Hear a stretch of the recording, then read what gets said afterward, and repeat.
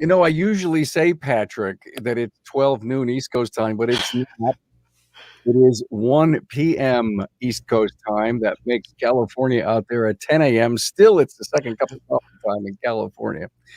Glad to have you all here. If you decide to join us, and I know there's one person who's decided to come.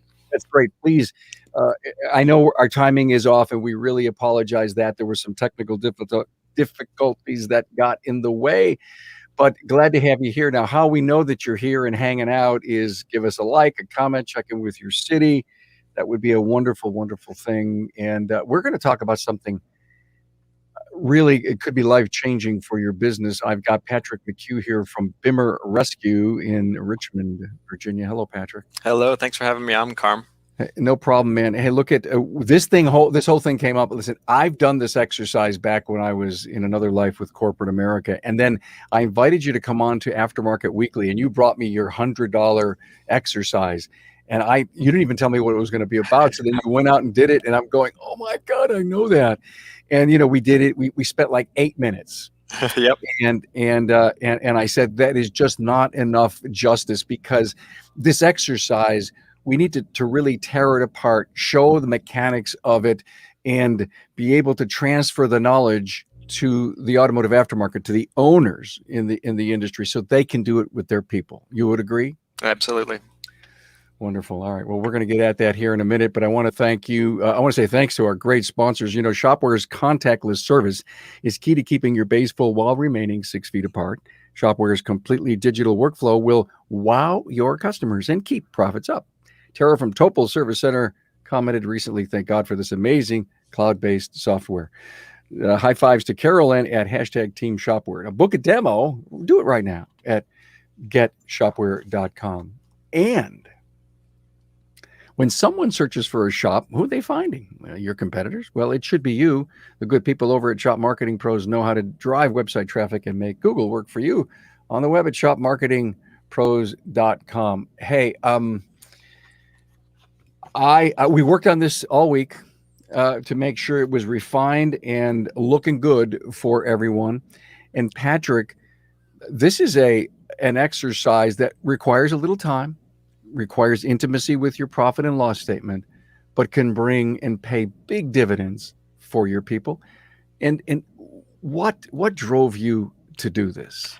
So this is a really cool and very personal topic of mine.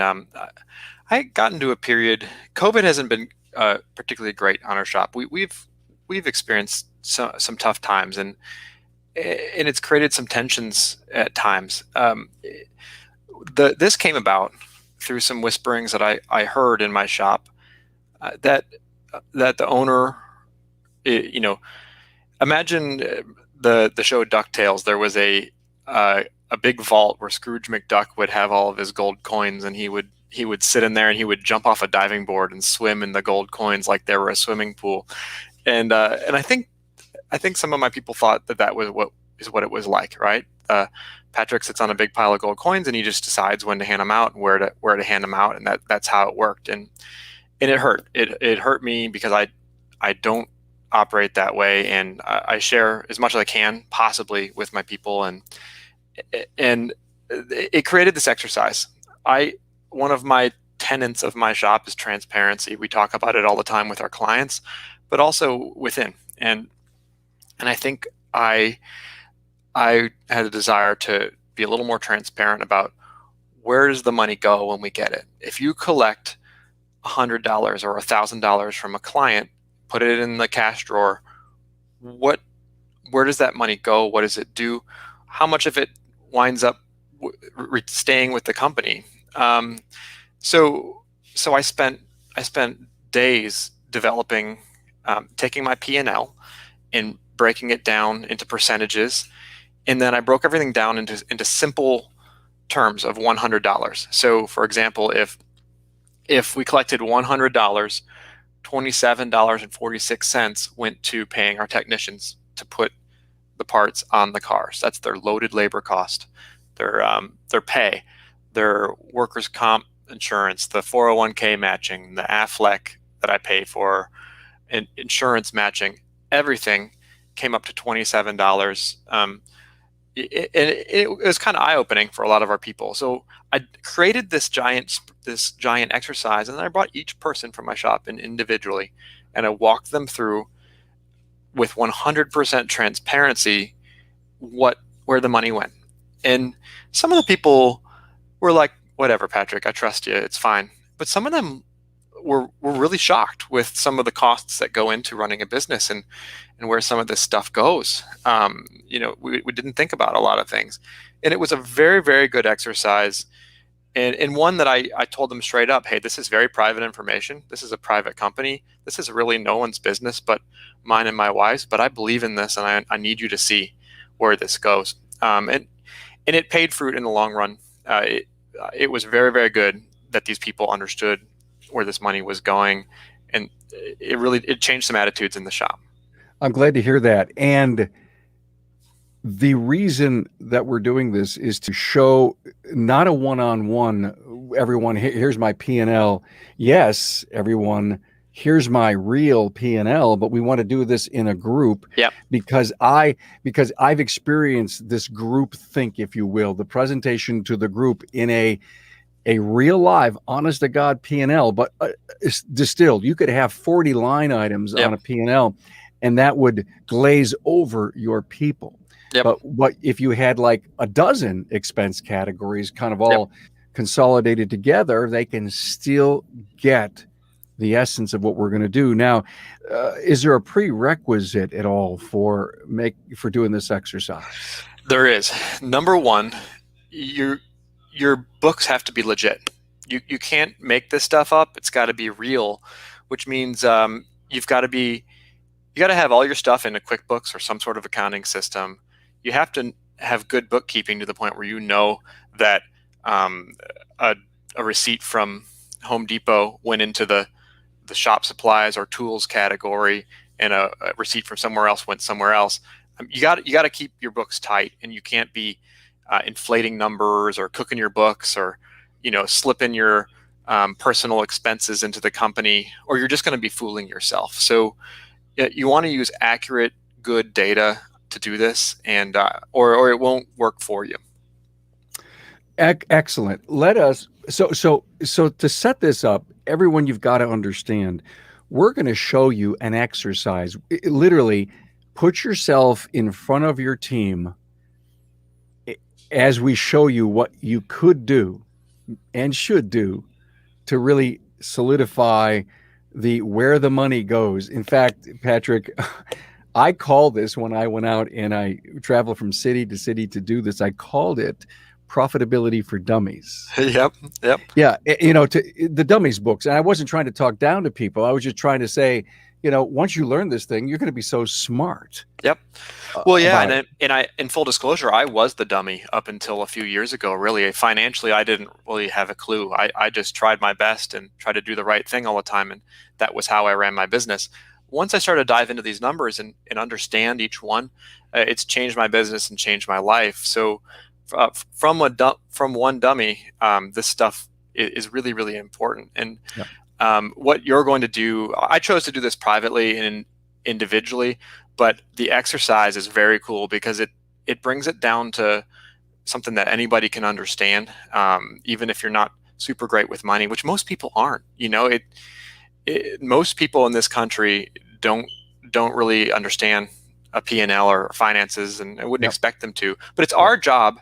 It's our job to, as owners and as leaders, to help them understand, and so that they do.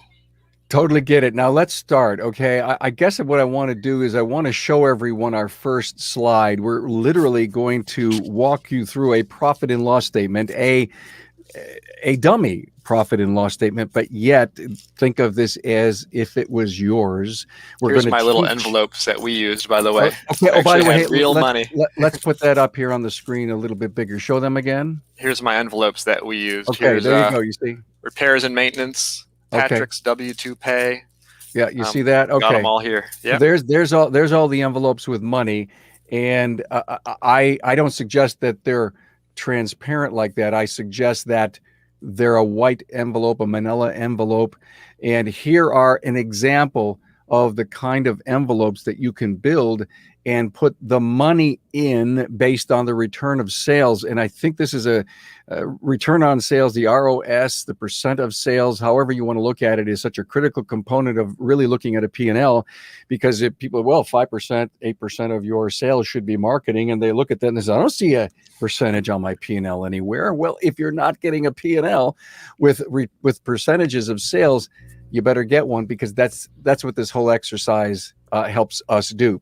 So again, these are just examples of envelopes where there is a lot of consolidation into them. Sales support and supplies has like a dozen accounts in it, but whatever, however granular you keep your P&L, you can.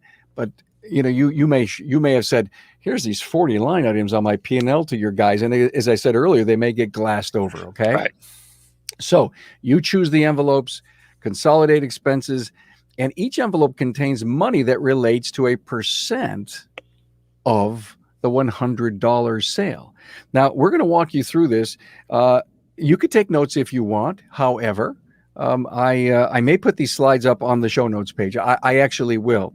So please, everyone, watch us walk through this exercise. And this isn't hard for anyone wanting to do this on your own, with your own spreadsheet, with your own PowerPoint, with your own whiteboard. You can do this. And let me just Patrick, I need your help on this. So obviously we have to pay for the parts, right? Yep. So if you will, $18.37, if that's what it cost us of the $100 for parts, $18.37 divided by 100 is 8.4% of the $100. You know what you get next? You get gross profit. Yep. And as I said, wow, we really struggle to improve our gross profit, and that's the matrix that we charge up over our costs. Okay, there is an area that we could work on. Mm-hmm. We could work on it right now. This particular example, it's a strong 81%. Well, this company's got to be making huge money if it's making 81% gross margin. And now, okay, and so that you all know that the parts cost, that $18.37, is in one of those envelopes that we had. Okay, Yep. Someone, and oh, by the way, let me stop for a moment and explain. Let me explain something. When you pull your people together, these envelopes are all made up.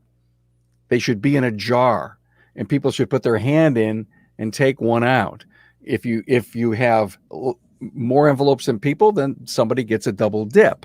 But in each of those cases, they represent either the parts costs, they represent the expense costs, and someone represents Uncle Sam, and then someone represents the net profit of the company.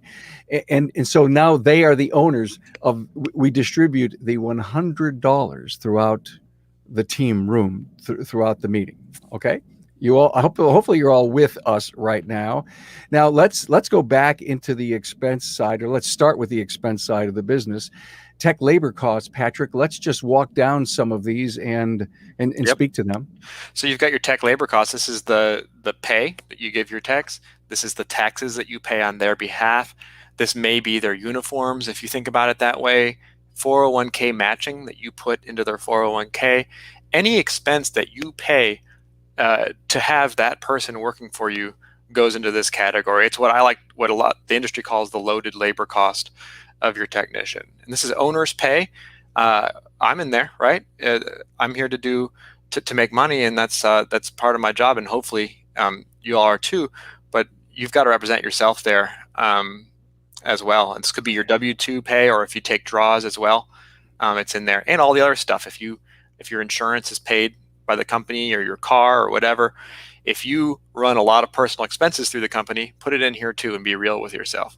Yeah, one of the things that I think we have to realize when we're talking to our people is you need to look at them and say, listen, I got my whole life, all my money on the line here. Yep. I mean, this, I continued to invest, and I could have taken a lot of money, but we kept building and adding bays and buying equipment, all of that.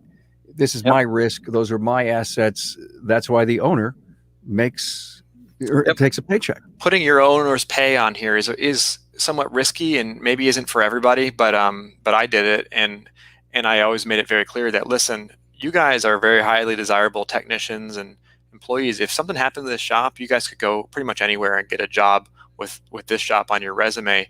But my entire livelihood is leveraged on this shop.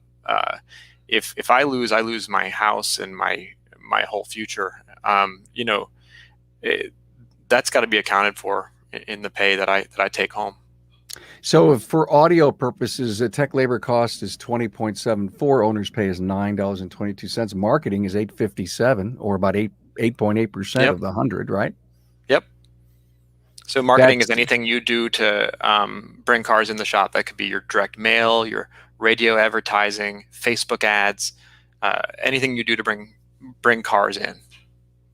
This is your managers and your service advisors and your anyone who supports the technicians, the parts guy, anybody who's supporting, even the porter would go in here. And then this is that big, huge category that we talked about. This is all the other stuff, the repairs to the lift or the machine. This is where you put everything that you don't want to confuse everybody with, all that other miscellaneous things that added up to a couple pennies. It's nothing to discount, but this is the category that makes this exercise have 10 units rather than 42. It is. There's no doubt that, $6.87 of 100 is other expenses. And, when we struggle sometimes to say, I know there's a lot of ways to improve my profitability in my company, and one of them is expense management. And we sometimes don't look into other enough.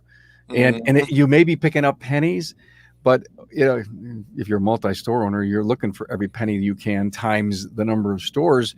But sometimes there's a lot of waste in those categories. Wouldn't it be something if you actually can take a whole, percent out of other? It would be huge. Over the, you had $1 million business, it'd be huge. Absolutely. It'd be huge. Next is rent, $322. Yep. Your rent, your cams, if you pay, common area maintenance, stuff like that, anything associated with your rent goes in here. Then if you've got like a manager or somebody who runs your entire organization, maybe you're multi-shop and you got one guy who runs around and runs everything, this is him or her. Credit card fees, this is always a sore spot, right? I mean, credit card fees come right off your bottom line. You got to think about it. You got to keep your eye on it. It is huge today. It's a surprisingly large number, 2.5% of the $100. Yep. And that's the typical rate you would pay back to a credit card company. Yeah, sure. Hopefully less, but and these numbers are all kind of been modified to protect the innocent, but it's not too far off. Training and development is your WorldPack Smart groups, your coaching groups, your 20 groups. Anything you do to make yourself better or your employees better should go in here. And to Patrick's point, he did align these numbers with a little bit of his P&L, but in order to protect the innocent and to come up with a cohesive P&L. Again, this is an exercise, everyone, and you can either take these identical numbers and do it for your team, and it may not have the impact to the heart, to the mind of your people if it wasn't your real numbers. Next would be insurance. Your shop insurance, anything insurance related for your cars, your loaner cars, all rolls into this pot. And this is at $1.85 for our audio listeners. Customer transportation, $1.79. That's our Uber rides that we give to people, our loaner car fleet. We have 8 loaner cars. All that stuff rolls into that envelope. 1.8% of sales. Sublet. Yep, paying the muffler guy to weld a muffler flex pipe back on, or the detailer guy to have a customer's cars detailed, or anything that you sublet out goes in here. Got it. Utilities? Yep, utilities, all the lights, the gas, the water, the internet, all those things. Wow. $81 of gross profit and $71 of expenses. Ooh. I know. Wow. I thought we were going to be making there it goes. Double-digit net operating income. But right there, I can see that 81% gross margin to 71% of expenses brings us down to 10.5% profit before taxes. And then it is incredibly important not to ignore Uncle Sam. Oh yeah, And he wants you his got to share. you got to talk about Uncle Sam. You have to. Yep. And he wants his share, and his share is $2 or 2%. Hmm. And again, look at state, federal, local. Your accountant sets this. No Yep. matter what the number ends up being, you got to have it here. Yep. And it has an effect on the bottom line of the company, or what's called net profit after taxes. Of now we're down to an 8.5% net operating income, or $8.54 from that $100 bill. Well, oh my God, Mr. McDuck, Mr. McHugh, you're living with all your $8.54 gold coins. You're swimming in all that wonderful profit, and that's all yours, right? Well, you'd think so, and it depends on who you are as an owner and who you are as a person. But there's a lot of really important things we need to do with that Let's hold profit. that, Patrick. Let's hold that thought, and I want to share with our audience a different version of this spreadsheet. Now watch what I'm doing here, everyone. I took the numbers that we had at that $8.54 or 8.5% net operating income, and I stretched it over to a $500,000 company or $1 million company. And I want you to realize that you don't have to do this, but you could be sitting there saying, well, this is really cool. What am I going to learn from this? I'm about $1 million company. Well, here's what $1 million company looks like at 8.5% net operating income. That means you've got about $85,400 Yep. in profit, or about $42,700 with a $500,000 company. Now, your numbers will not reflect identical to these. You may have 1% at the bottom line. And that's you're making $5,000 as an example. Yep. And you got this great hobby going, and you got $5,000. But the key is, I'm not sure enough people understand, as we were just mentioning, what do we use net profit for? And this is what I think we want to talk about. This is the screen right here. Patrick, speak to this. So this is what net profit is for me, to me as Patrick, as an owner. And I'll tell you right now that the difficulties we've had with COVID have taught me this, right? I didn't think this way before, but net profit to me equals a couple things: safety, security, the ability to weather a storm, the ability to get through a disaster, and growth, right? Being able to maybe buy another shop or have multiple businesses. Net profit grows your business, and it keeps your business safe. It lets you be the shop that still exists on the other end of a disaster, rather than the one down the street that can only survive for 2 weeks before he is no longer liquid anymore. COVID's taught me a lot.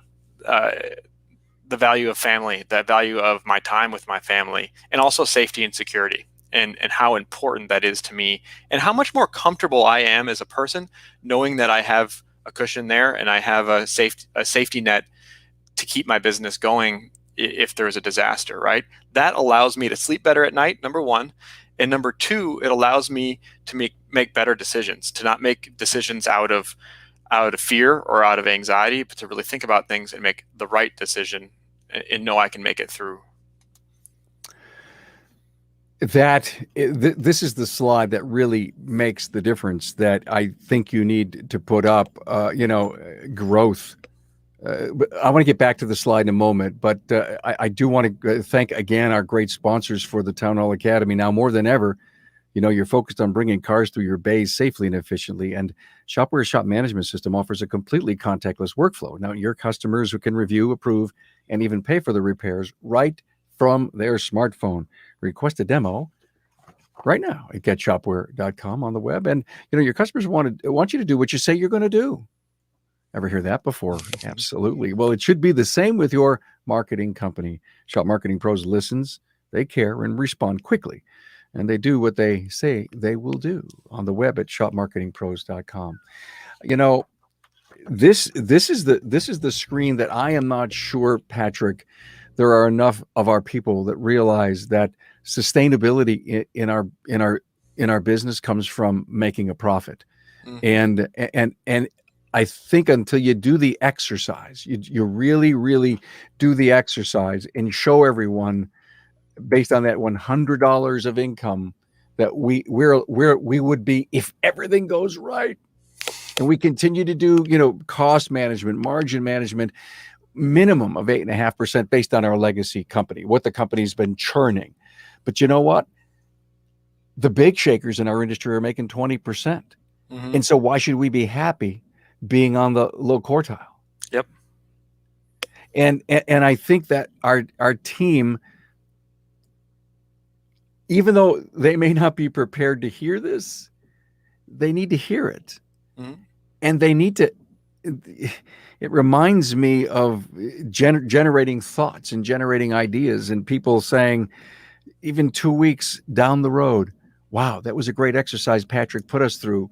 I just saw an example of where actually we could have saved some money or made some more money or generated some more sales, because I want to stick around. Yeah. I like working here. Yep. That's the security piece of it. And so my recommendation to everyone is, let's not just do this once, set it and forget it. Let's maybe once a year get together and say, hey, I want to review the P&L. Now, you may not do the envelopes and the money, but I still think the $100 exercise would be very beneficial for our team. Why? Not everyone's going to absorb it. Not everyone's going to get it on the first blush. Yep. So this is, in my opinion, a very strong and a very important exercise.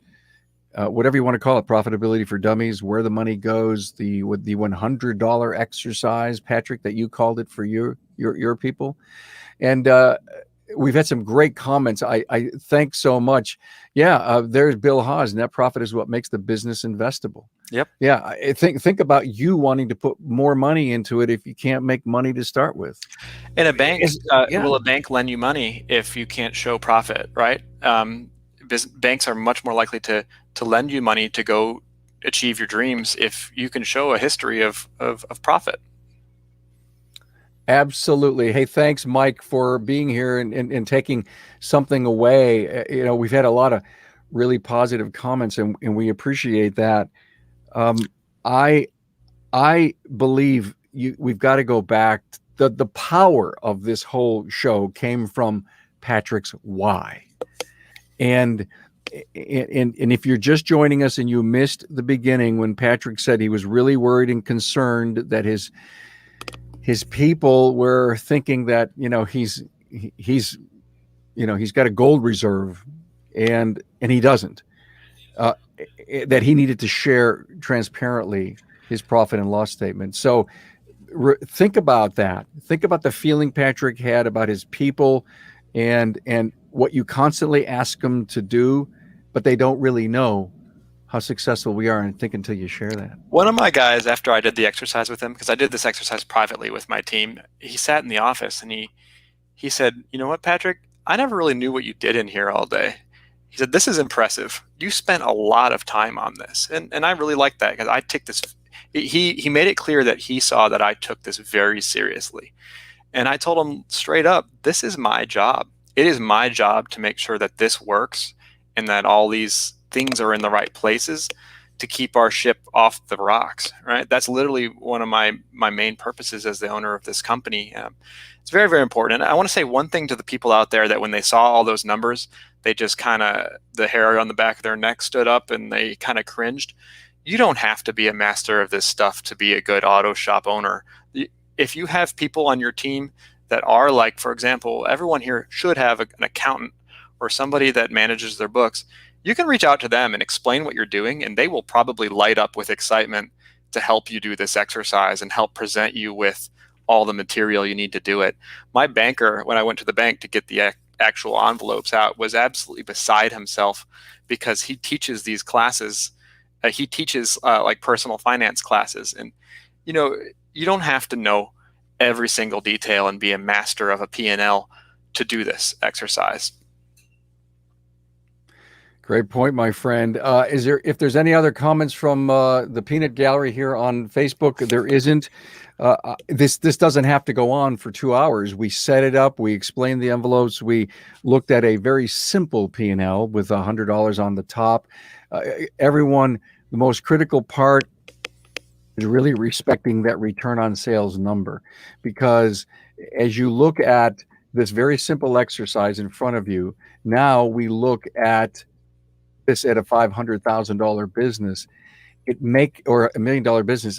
Now you could look at $24,900 on $1 million business is 2.49%. Mm-hmm. Your business coach will help you with a budget based on the return on sales or the percentage numbers. And you may go out and say, listen, we're spending 6.9% on other expenses. Do you think we can reduce that by 1%?